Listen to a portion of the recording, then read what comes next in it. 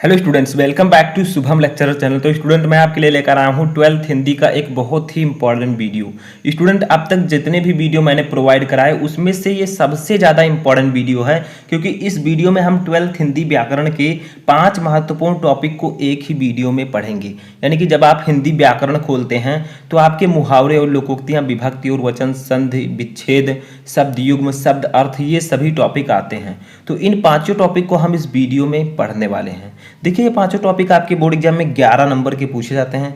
तो 11 नंबर अगर आपको क्लियर करना है तो इस प्रकार के मैं कई वीडियो प्रोवाइड कराऊंगा। सभी को आप अगर देख लेंगे तो आपका 11 नंबर आसानी से क्लियर हो जाएगा।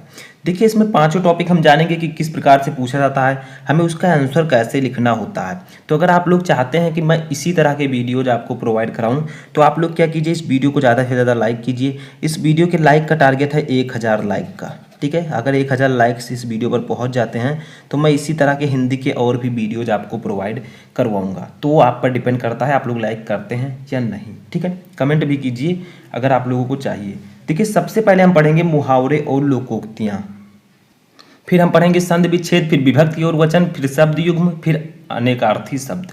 ठीक है, तो देखिए, सबसे पहले मुहावरे और लोकोक्तियों की बात करें तो ये आपके बोर्ड एग्जाम में 2 नंबर के आते हैं। ठीक है, अब इसमें आपको क्या करना क्या है।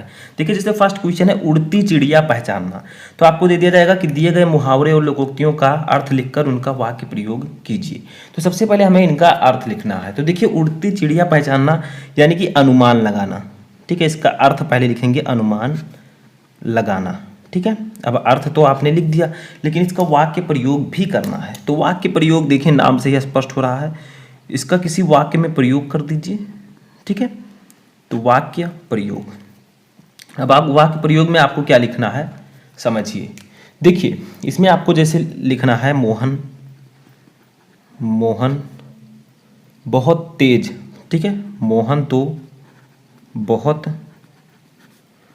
तेज है। ठीक है, मोहन तो बहुत तेज है, इसलिए उड़ती चिड़िया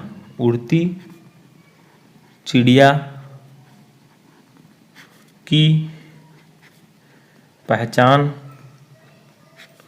कर लेता है। ठीक है, तो देखिए, कोई गांव है जिसमें मोहन बहुत तेज है। ठीक है, मोहन बहुत तेज लड़का है जो कि उड़ती चिड़िया की पहचान कर सकता है। तो देखिए, उड़ती चिड़िया पहचानना हमने इस वाक्य में इसका प्रयोग कर दिया, इसी को कहते हैं वाक्य प्रयोग। ठीक है, तो उड़ती चिड़िया पहचानना, इसका अर्थ पहले लिखिए अनुमान लगाना। देखिए, अब वाक्य प्रयोग हमने क्या लिखा, मोहन तो बहुत तेज है इसलिए उड़ती चिड़िया को पहचान लेता है, या उड़ती चिड़िया को, यहाँ पर को रहेगा। ठीक है, को पहचान लेता है, यानी कि मोहन बहुत तेज है, वो अनुमान लगाकर बता सकता है कि कौन किस दिशा में जा रहा है, यानी कि कौन क्या कर रहा है। ठीक है, तो ये आपका वाक्य प्रयोग हो जाएगा। वाक्य में ये वाला प्रयोग होना चाहिए, वर्ड, वही वाक्य प्रयोग होगा। दूसरा देखिए, दूसरा है हमारा चंपत होना। ठीक है, तो इसका अर्थ हो जाएगा भाग जाना। ठीक है, चंपत होने का अर्थ हो जाएगा भाग जाना। अब इसका भी वाक्य प्रयोग हम समझ लेते हैं। तो वाक्य प्रयोग हेडिंग डालेंगे यहाँ पर, वाक्य प्रयोग। ठीक है, तो ऐसे ही आपको मुहावरे और लोकोक्तियाँ पढ़ना है। अगर आप लोग और भी ज़्यादा जानना चाहते हैं तो आप लोग सर्च कीजिए इंपॉर्टेंट मुहावरे और लोकोक्तियाँ शुभम लेक्चरर, तो आपको सभी वीडियोज मेरे मिल जाएंगे। देखिए, चंपत होना यानी कि भाग जाना, इसका वाक्य प्रयोग कीजिए पॉकेट मार। पॉकेट मार का मतलब क्या होगा, जो पॉकेट मारता हो। ठीक है, जेब कतरा, मोबाइल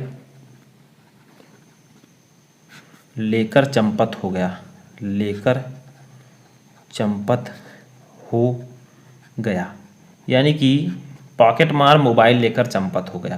यानी कि पॉकेट मार का मतलब चोरी करने वाला, जो पॉकेट मारता हो, आपकी जेब खाली करता हो, उसने क्या किया, मोबाइल लेकर वो चंपत हो गया, यानी कि मोबाइल लेकर भाग गया। तो चंपत होना, इसका यूज मैंने इसमें कर दिया है। अब आप लोगों में इस पर बताइए कि किसका पॉकेट, किसी का पॉकेट किसी ने मारा है, यानी कि कभी आपके साथ भी ऐसी घटना हुई है, कमेंट बॉक्स में बताएं। तो देखिए, पॉकेट मार मोबाइल लेकर चंपत हो गया। ठीक है, ये इसका वाक्य प्रयोग हो जाएगा। तो हमने पढ़ा मुहावरे और लोकोक्तियाँ। इसमें आपको करना क्या होता है, क्वेश्चन दिया रहेगा, पहले उसका अर्थ लिखिए। ठीक है, फिर वाक्य प्रयोग जब आप करें तो ध्यान रहे कि जो क्वेश्चन दिया गया है उसी को वाक्य में प्रयोग करें। जैसे मैंने यहाँ पर किया, पॉकेट मार मोबाइल लेकर चंपत हो गया। तो देखिए, मोबाइल लेकर चंपत हो गया यानी कि भाग गया। ठीक है, तो चंपत होना इसमें मैंने यूज कर दिया है। अब 2 क्वेश्चन मैंने आपको इसके बताए। अब संधि विच्छेद के भी 2 क्वेश्चन देख लेते हैं। इसमें क्या होगा, यह आपके बोर्ड एग्जाम में 3 नंबर का आएगा। 3 क्वेश्चन 3 नंबर का, बट इसमें मैं आपको सिर्फ 2 क्वेश्चन बताऊंगा इस वीडियो में, ठीक है। इसीलिए मैंने कहा है कि मैं इसकी सीरीज चलाऊंगा। अगर आप लोग कमेंट करेंगे, ज़्यादा से ज़्यादा लाइक आएगा तो मैं एक इसकी सीरीज चलाऊंगा जिसमें मैं आपको इसी प्रकार के 8-10 वीडियो प्रोवाइड करवा दूंगा, आपका पूरा सिलेबस खत्म हो जाएगा। देखिए, अखिलेशशाह का संधि विच्छेद है। इसमें आपको क्या किया जाएगा, इस तरह का क्वेश्चन रहेगा, 4 ऑप्शन दिए रहेंगे, सही ऑप्शन आपको लिखना होगा। तो अखिलेशशाह का संधि विच्छेद कौन सा है? का है अखिल धन ऐसा, खा है अखिल धन ईसा, गा है अखिला धन ईसा और घा है अखल धन ईसा। तो इसका राइट आंसर क्या होगा? ठीक है, तो इसका राइट आंसर हो जाएगा ऑप्शन नंबर खा, अखिल धन ईसा। ये अखिलेशशाह का सही संधि विच्छेद होगा, ठीक है। तो ये आपको अपनी कॉपी में लिख देना है। दूसरा देखिए, दूसरा हमारा है कदापि का संधि विच्छेद है, यानी कि कदापि का सही संधि विच्छेद क्या है? का है कद धन अपि, खा है कत धन अपि, गा है कद धन आपि और घा है कदा धन अपि। तो इसका राइट आंसर क्या होगा? इसका राइट आंसर होगा ऑप्शन नंबर घा, ठीक है। कदापि का सही संधि विच्छेद होगा कदा धन अपि, तो घा वाला ऑप्शन सही होगा। अब ये था आपका संधि विच्छेद। अब हम लोग देखेंगे विभक्ति और वचन। तो देखिए, अगला हमारा है विभक्ति और वचन। इसमें क्या होगा, इसमें आपको ऐसे दे दिया जाएगा जैसे फर्स्ट है सरिते, ठीक है। अब आपसे कहा जाएगा इसमें कौन सी विभक्ति है और कौन सा वचन है। 4 ऑप्शंस रहेंगे, सही वाला आंसर आपको लिखना है, ठीक है। यानी कि जैसे सरिते है तो इसमें कौन सी विभक्ति है? विभक्ति पहले लिखी रहेगी, वचन बाद में। जैसे विभक्ति तृतीया है, वचन द्विवचन है, ठीक है। तो इसी तरह आपको चूज करना है। तो सरिते में कौन सी विभक्ति, कौन सा वचन है?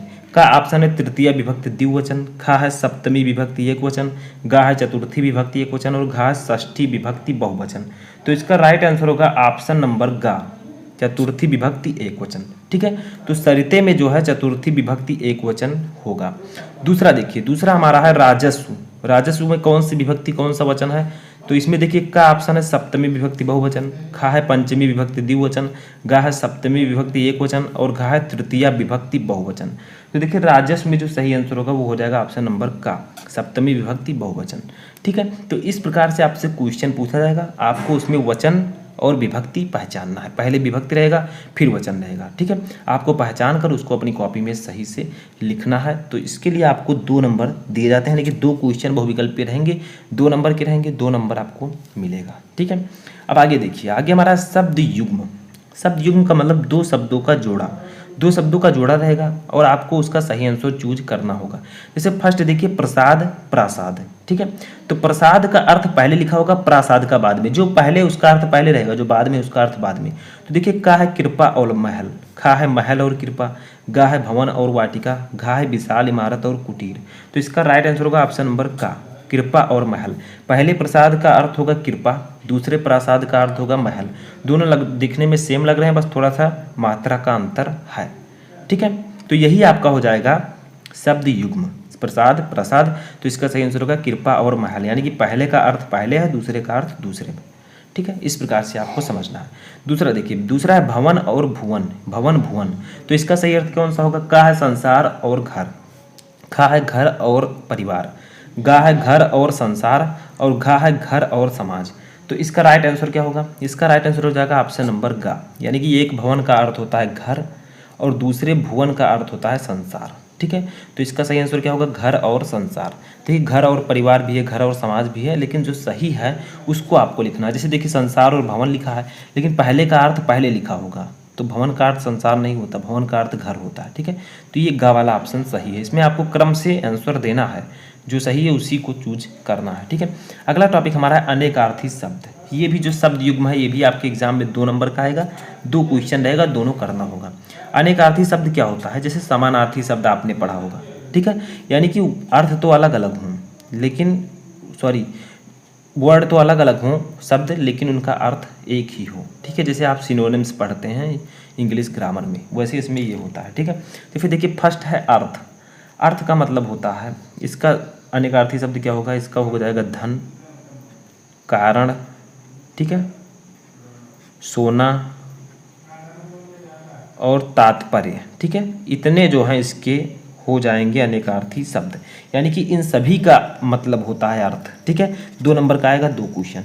देखिए, अर्थ का समानार्थी शब्द क्या होगा? धन, कारण, सोना, तात्पर्य। यानी कि अर्थ का मतलब धन भी होता है, कारण भी होता है। जैसे मैं आपसे पूछूं इस शब्द का अर्थ क्या होगा, तो उसका कारण है, ठीक है। आपके कहने का अर्थ क्या है, आपके कहने का कारण क्या है, तो ये इसका समानार्थी शब्द होगा। दूसरा देखिए अंबर, अंबर का समानार्थी शब्द हो जाएगा आकाश, वस्त्र, और एक इत्र भी आता है, इत्र का मतलब सेंट, ठीक है, एक इत्र, तो ये इसका समानार्थी शब्द हो जाएगा। ये दोनों मोस्ट इंपॉर्टेंट थे जो मैंने इसमें इंक्लूड किया है, तो इनको आप लोग पढ़कर जरूर से जाइएगा। जितने भी क्वेश्चन मैंने आपको इसमें बताए हैं सभी इंपॉर्टेंट हैं, और आगे भी मैं आपको ऐसी वीडियोस प्रोवाइड करवाता रहूँगा। सिर्फ आपका रिस्पॉन्स आना चाहिए, कमेंट कीजिए, लाइक कीजिए, तब मुझे लगेगा हाँ आप लोग इंटरेस्टेड हैं इस टॉपिक में। तो कैसा लगा आपको ये वीडियो, कमेंट बॉक्स में बताएँ।